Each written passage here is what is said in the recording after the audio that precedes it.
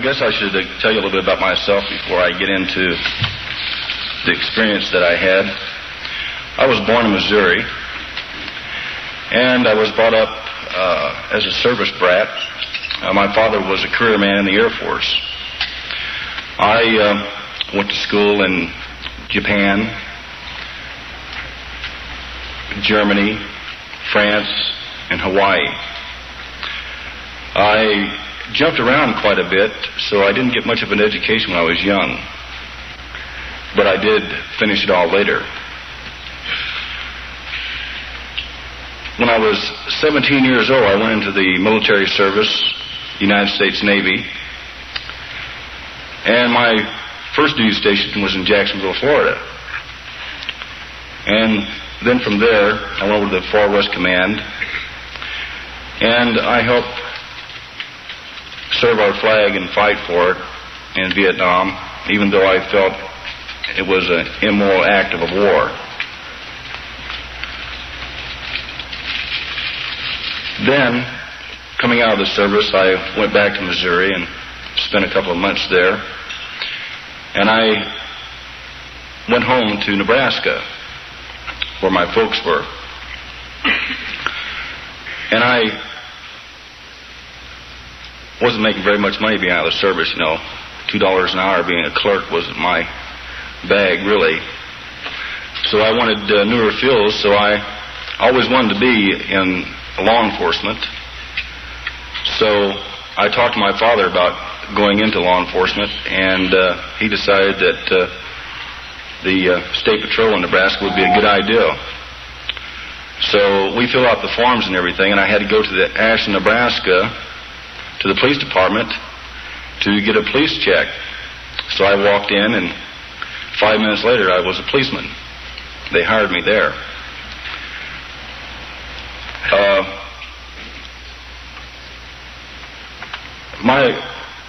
My life before this happened as a police officer, the short time I was a good one. I enjoyed it. I enjoyed working with the public and serving the community and serving the laws of the state.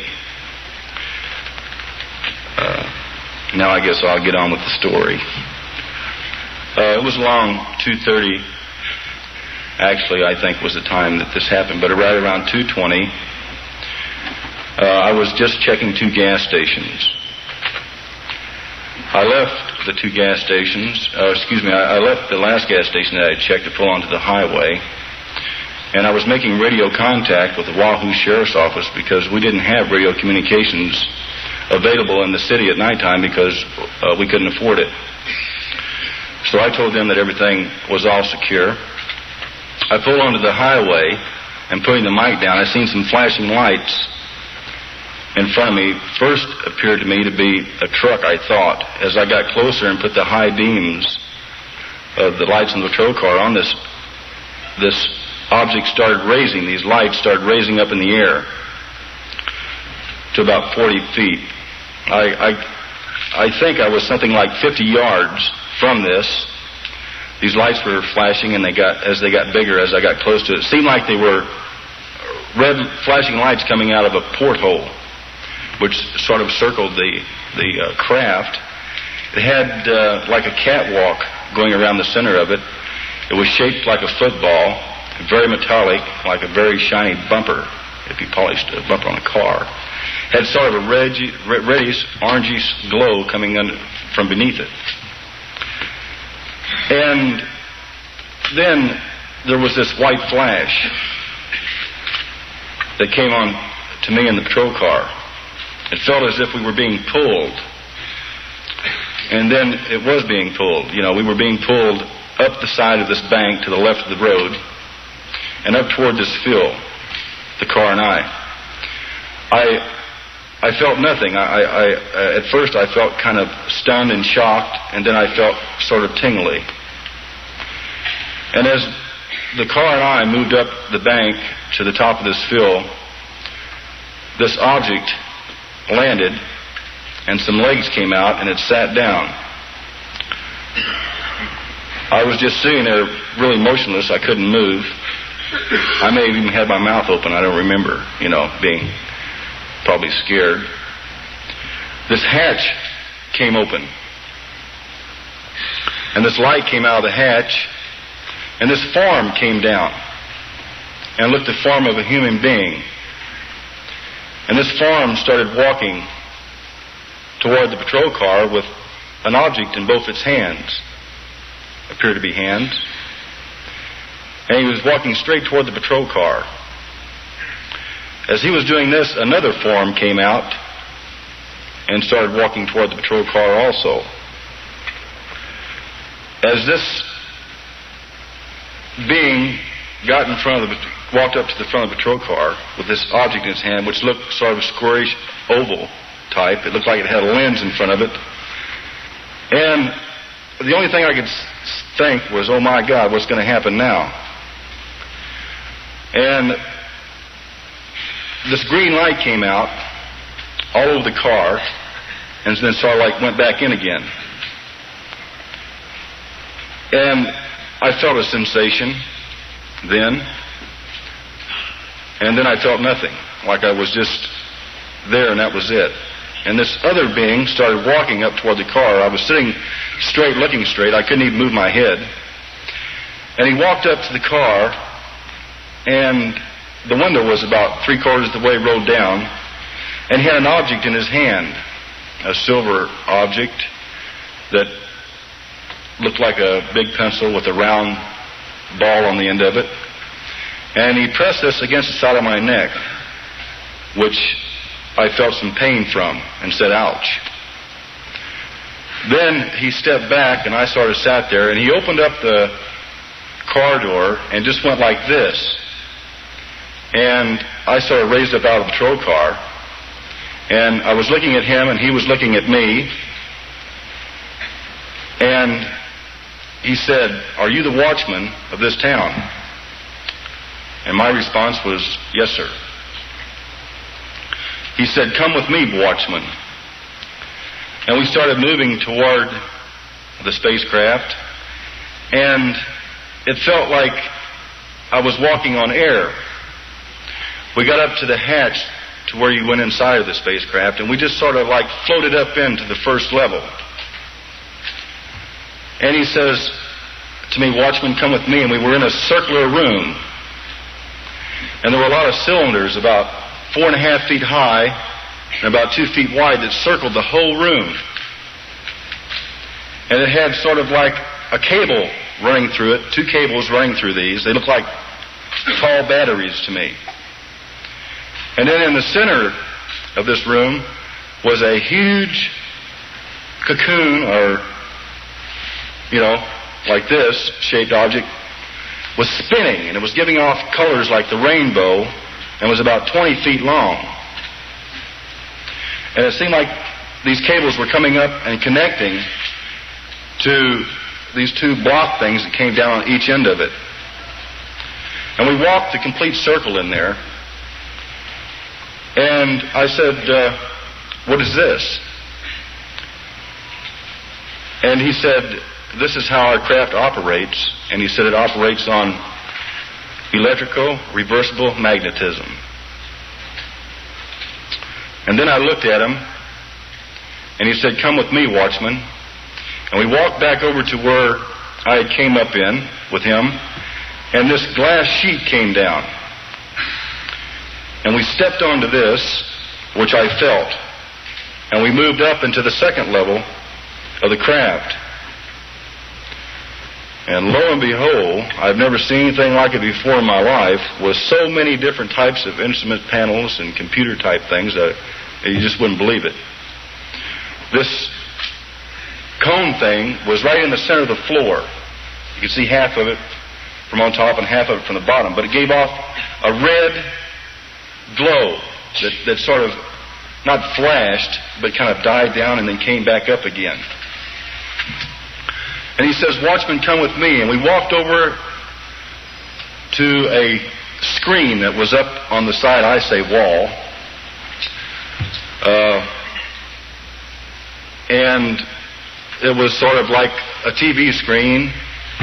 And he pressed some buttons and I guess flipped some switches. I wasn't paying too much attention to him. I was looking at the screen. and some stars in the sky appeared on there. And he put his finger up like this, and he said, "This is where we're from, watchman." And then he put his hand back down. He didn't say where, and he didn't say the name. He just pointed. And now back to UFO, Fact or Fiction. And now, Herbert Schirmer picks up where he left off a moment ago when he was telling us about being briefed by the commander of a flying saucer outside Ashland, Nebraska in December 1967. The purpose that we're here is to get electricity. And there was another being standing a little distance away, and the man turned to him, and they both looked at each other, and he started depressing buttons. And he says, "Watch, watchman." And there was this antenna on the outside of the spacecraft which angled toward a power unit, and this bolt went out, a color I've never seen before in my life, and I don't even think I could describe it, went out and came back. And this stayed like this for about 3 minutes, and then it went off. And he turned and he looked at me, and I felt as I was getting a very, very, an awful lot of roll of input of words that I couldn't understand. And he reached up and he touched me on the shoulder, and he felt real when he touched me, and I think at that time I did touch him, and he felt real to me. And he says, "Watchman, come with me." We walked back over to the exit, I'll say, where we came up, and the glass sheet came down again, and we went up into the third part of the craft, which was the observation deck, he said. As we stepped off, he said, "Watchman, come with me." And we walked over, and we were standing there looking out of a big plate glass window type thing. And there was a control panel right in front of it, and there were 2 chairs that looked like dentist chairs. You know, I've been to the dentist chair, but really a superstructure of a chair. Better than a dentist chair. And we looked out the window, and I could see this one being walking back and forth by where my patrol car was. And I think I said, "Wow." And he He turned to me and he said something I don't understand. And he said some more things that I didn't understand or couldn't make out. And I still don't. And then he pointed his hand toward the plate glass window, as I say, refer to the stars out there.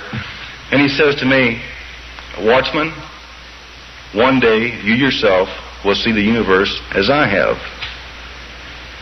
And he reached up and he touched me on the shoulder.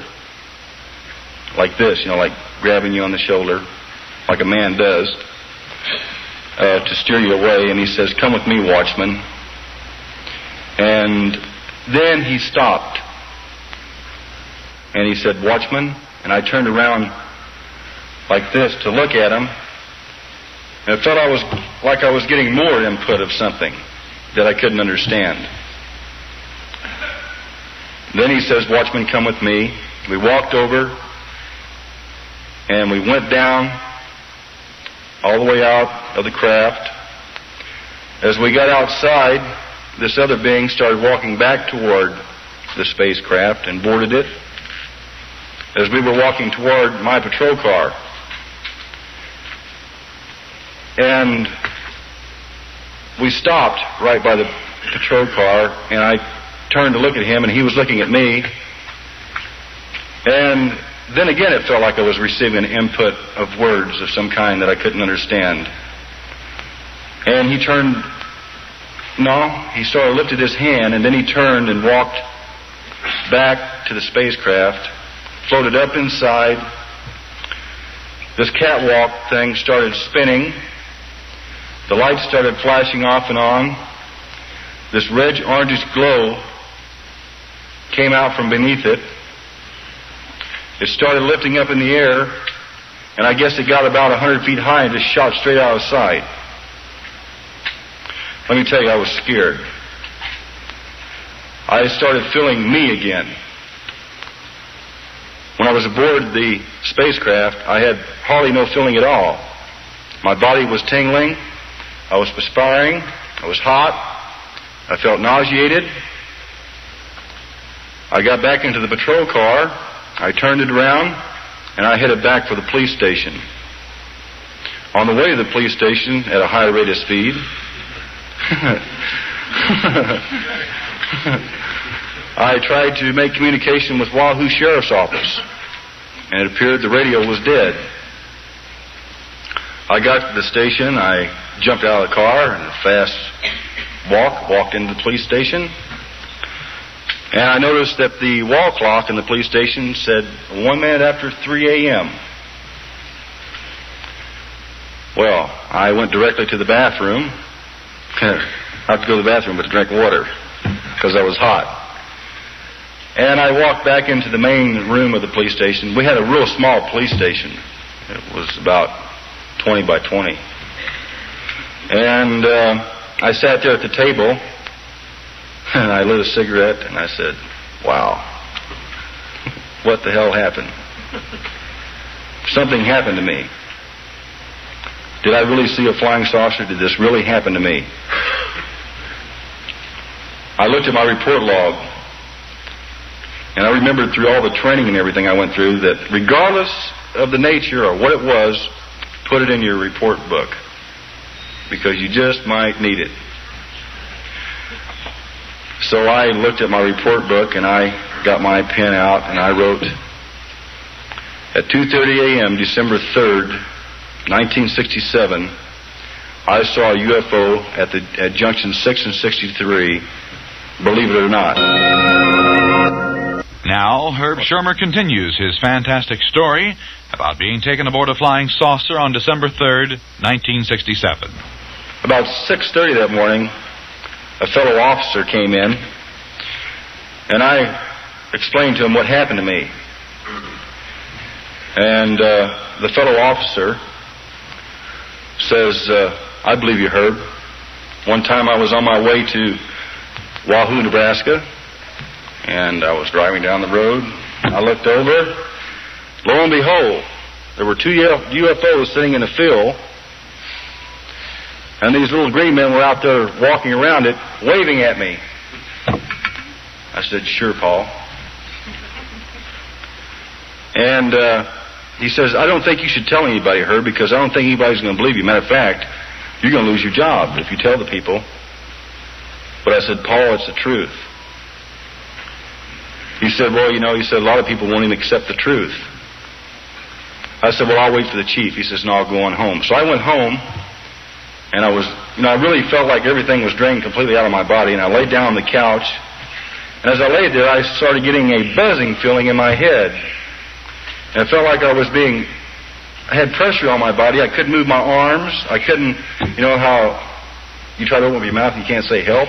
I was trying to say help, And then I went off to sleep and the phone rang and it was the chief. And the chief says, get your butt down to the station right now. What is this? You mean you've seen a UFO? I said, I don't feel good. I'm sick and I'm not coming down to the police station. He said, I'll be right over. So the next thing, TV came in, press came in, newspapers, radio stations, and telephone calls started coming in. 2 days later, the ridicule started coming in. Believe me. And I had a man run 3 blocks, huffing and puffing. He owned the Goodyear tire shop there in Ashland, Nebraska, and he wrote me, Herb, if you ever see another flying saucer and it lands, you tell him I want to sell him a set of tires.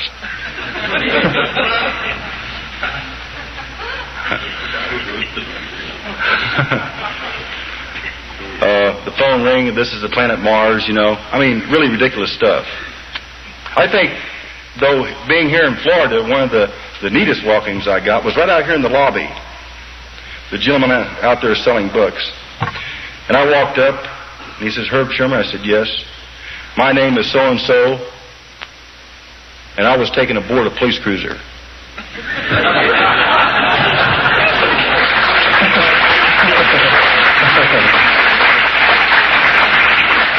I thought that was neat.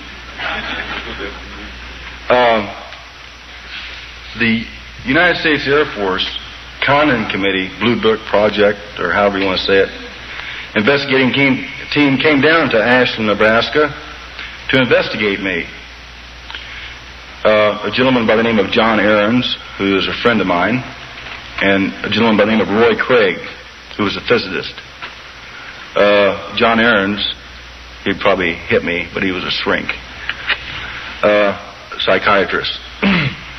Him and I had long discussions, and he told me to tell my story over and over and over and over, and I told it over and over and over and over. And then they found a 25-minute time lapse in my log.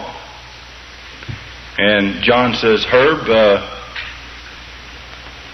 what happened to you between 2:30 a.m., December 3rd, 1967, and 3 a.m., or a little before 3 a.m.? And I looked at him, and I couldn't say anything because I didn't remember. So he says, "You got to come to Boulder." I said, "Okay." So they took me up to Boulder, and I met a UFO team there of a lot of people who run a lot of tests on me, and a hypnotist by the name of Dr. Leo Sprinkler administered time regression hypnosis on me, which found out a small detail that I had been aboard the spacecraft and that I had actually communicated with them. They played the tape back to me, and it shocked me. I didn't know what to think. I said, "Is that really my voice on that tape?" "You bet it is, boy." I says, "My God, what do I do now?" So while I was up in Boulder, the city got real cute, you know, the city fathers and the people in the city. The day I left, matter of fact, the night I left, they went down to our beautiful cemetery there in Ashland, Nebraska, and took this dummy and hung it by the neck in a tree, and put a big star on it, shot a hose through it and painted the hose with red like blood, and put Herb across the star with a cowboy head on it. And they really made it look big because they went down to the mortuary and they got the ambulance out, a code 3 run, sirens, red lights, the whole works. Went over there and they very carefully took it down and put it on a stretcher and covered it up and took it back to the morgue.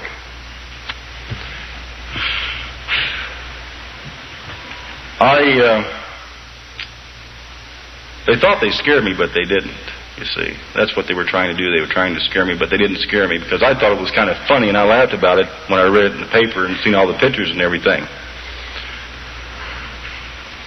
But while I was in Boulder, they blew my car up with dynamite. And that really made me mad. I just got through paying for it. And I was furious. You know, I could have done like George C. Scott did in that movie Rage. You know, that's how mad I was. Herb Schirmer's encounter with a flying saucer and its crew disturbed many people, including his wife, who said he was crazy and left. But through the whole crisis, I had one very good friend in Ashland, Nebraska. His name is Leroy Dimmitt. Very close friend. And he helped me a lot in Ashland. He was one of our relief officers in the police department. And I was really proud to have him as a friend, his way he stuck by. My family, I really can't say. I went to my father and I said, "Dad," I said, "I know you have 20-something years in the Air Force, But I asked my father point blank, I says, Dad, what do you think of UFOs? My father never said no, and he never said yes. He just said, son, if you're telling the truth, stick with it. And so I stuck with it. I thank you very much. Hypnotic test. Schirmer, in the hypnosis, was pulled up onto this field, and the hypnotist was asking him, said, describe this. What are you seeing? Schirmer goes, radio ain't working. What happened to the engine? Where are my lights? What is that thing? Describe it to me, the hypnotist. It's made of metal and shaped like a football, silverish glow around it, flashing light underneath. It came in over a field and hung there for a moment, and it's flickering on and off and making a whooshing sound, and the lights are flickering very rapidly. How fast are they flickering? Jiminy Christmas, they must be going around twice a second, at least 120 times a minute. It can't be. What's happening? Legs shooting out underneath it. It's hard to see. It's very bright. There are legs coming out. It's settling on the ground. Are you afraid? You're damn right. My hand is shaking. Why don't you start your cruiser and leave? I am being prevented. What do you mean being prevented? Something in my mind. I want to go home. Oh, no, Lord, no. What? What's wrong now? They're getting out. They're coming toward the car. It can't be. Trying to draw my revolver. I'm being prevented. Something in my mind. The one in front of the car is holding up an object. Stuff shoots out of it and goes all over the car. What is the stuff? What color is it? It's funny stuff, like greenish gas. My God, it can't be. Stuff all around the cruiser. What's he doing? What do you mean? Who? The one in front of the car. He's pulling something out of a holster. My God, he's pointing it at me. It's bright. Very bright. How bright? Bright flash, like a camera bulb, only brighter. Now what's happening? Paralyzed, passing out, can't remember anything. It's all black. And when Schirmer comes around again, he's looking into the eyes of a man who's standing right by the door of the car, a man from the spaceship. And the first question the man asks him is, are you the watchman over this place? Are you the watchman over this place? Now, this is a simple kid who didn't finish high school till he had been a policeman for several years. No education, army brat, moved around 10 countries. Kids like that, even if they watch television, don't invent sentences that say, are you the watchman over this place? So there's where it begins. Schirmer was taken aboard this craft and given a briefing. Told some of what they were doing, talked about bases in the country. In Beyond Earth, we just laid out the interview between Schirmer and the crew. At points, he says they've been observing us for a long period of time, and they think that if they slowly put out reports and have their contacts state the truth, it will help them. They have no pattern for contacting people. It is by pure chance, so the government cannot determine any patterns about them. There will be a lot more contacts. To a certain extent, they want to puzzle people. They know they are being seen too frequently, and they are trying to confuse the public mind. He's telling me they want everyone to believe some in them. Some in them. And then he adds, so we will be open to their invasion. And now at this point the hypnotist interjected and said, think carefully now, did he use the word invasion? Schirmer said yes. Then this would mean they are operating to conquer the world? And Schirmer said emphatically, oh, no. He used the word invasion, but meant it in a friendly way. He said it would be a showing of themselves completely. The public should consider in their minds that they should have no fear of these beings because they are not hostile. Pretty powerful stuff. Not satisfied with reading transcripts of hypnotic regression tests, Ralph Bloom has ordered a second series of tests at UCLA. At the symposium in Tampa, Bloom said he retained the services of Dr. Ronald Katz, head of the anesthesiology department. He wanted Dr. Katz to perform the tests as he watched. Some of the tests he did were fascinating. He regressed Herb through various ages, down to 11, then down to 5, then up to 17, and he asked him the same question each time. He said, as he brought him sort of out, he told Herb, you'll remember all this when it's over, and you can open your eyes during the trance. Now, I don't know how much you know about trances. I didn't know much.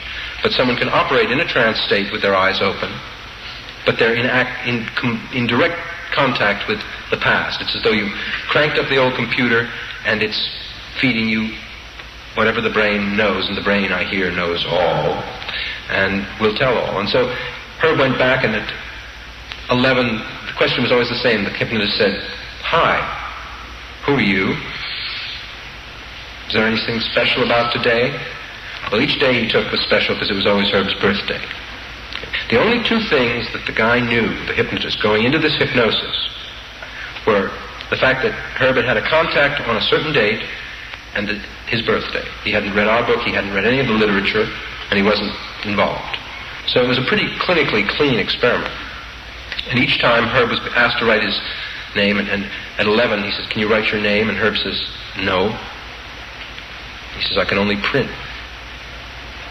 It was moments like that that were very impressive, and then watching Herb Schirmer, 29, laboriously printing his name as he would at 11. Very interesting. It's another lecture in itself, or another discussion. But the hypnoses were both very impressive to us who were there, and watching Herb come up to the moment, live through it again, and experience what followed that was not available to his conscious mind was very dramatic. Herb was hypnotized twice before, once courtesy of the Air Force, and once by a private hypnotist, a doctor called Loring Williams from New Hampshire. And each time the hypnotist told him that he would remember when he came out of the trance. He would freely remember everything that happened. And he didn't. And he didn't remember again when Katz told him he would. Now, part of it's come back, and the reason I bring that up is sort of a side issue. Herb remembers a good deal, most probably, of what happened. Some from the hypnotic sessions when he's relived the experience, and then after when that was reinforced by his hearing the tape. So he heard himself saying, but really he had to hear it from the tape to remember it. He learned it from the tape. I suppose remember's the wrong word. He learned about his experience from the tape. Some leaked through from the experience of itself. So he has and we've been watching very carefully, and I'm really mean. I mean, if Herb says something that he didn't say before, I say, you didn't say that before. And what it turns out is that we all are, unless we're really special kind of automatons, we tell a story as we are. And it's really not always the same way. And sometimes you respond to pressure from the audience. The two people who are with you can exert a pressure on you. It's a hard thing to tell a complicated story that you only know from having learned it secondhand. And yet it's your story. Think about that a moment if it's clear. I mean, it happened to you, you went through it, and yet you've had to be taught it through listening to a tape. The Schirmer story contains many of the classic features that recur in well-researched contactee reports, from bad headaches to suppressed memory. Next to the case of Barney and Betty Hill, the New Hampshire couple who, under hypnosis, accounted for several lost hours aboard a spaceship, Schirmer's is the best documented case of its kind on record.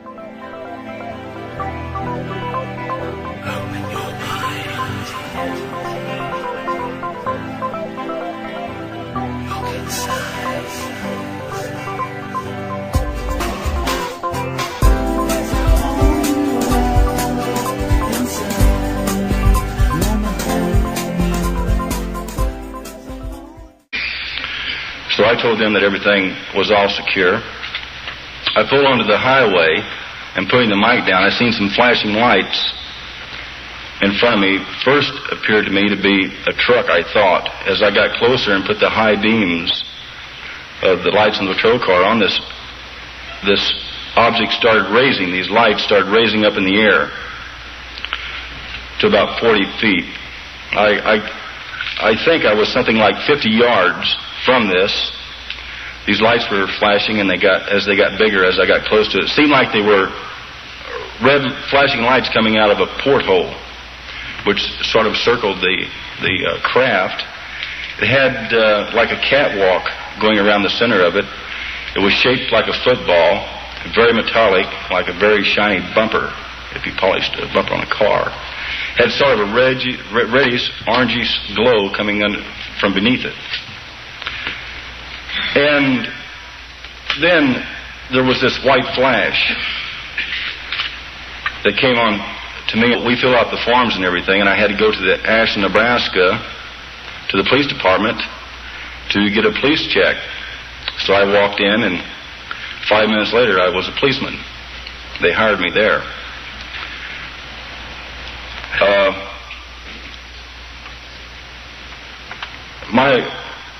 my life before this happened as a police officer, the short time I was a good one. I enjoyed it. I enjoyed working with the public and serving the community and serving the laws of the state. Now I guess I'll get on with the story. It was along 2:30, actually, I think was the time that this happened, but right around 2:20, I was just checking two gas stations. I left the two gas stations, I left the last gas station that I had checked to pull onto the highway, and I was making radio contact with the Wahoo Sheriff's Office because we didn't have radio communications available in the city at nighttime because we couldn't afford it.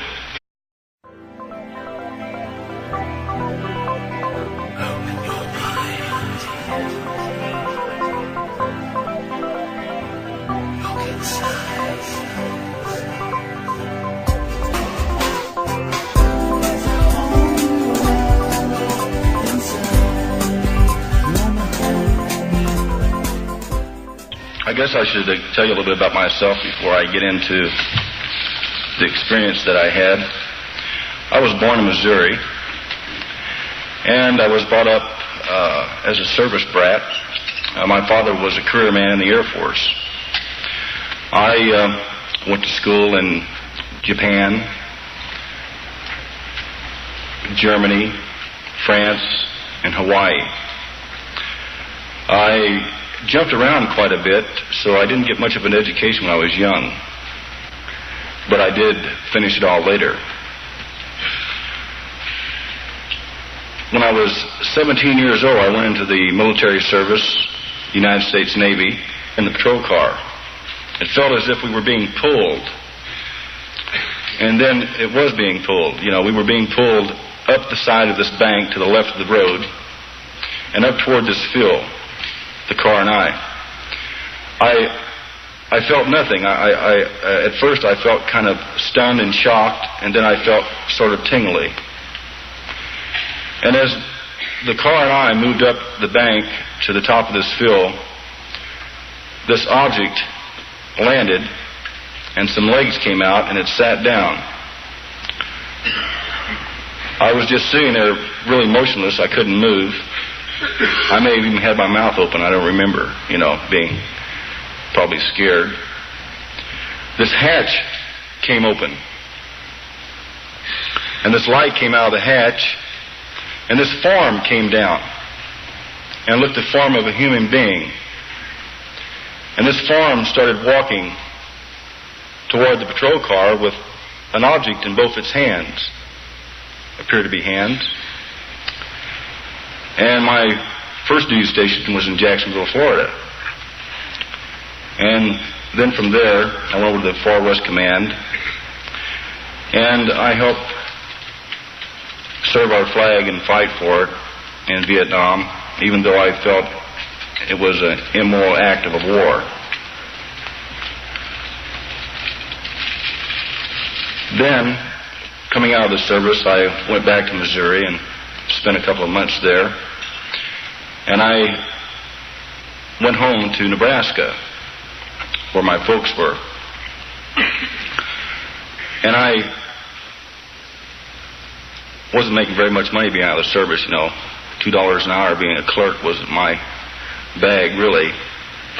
So I wanted newer fields, so I always wanted to be in law enforcement. So I talked to my father about going into law enforcement, and he decided that the State Patrol in Nebraska would be a good idea. So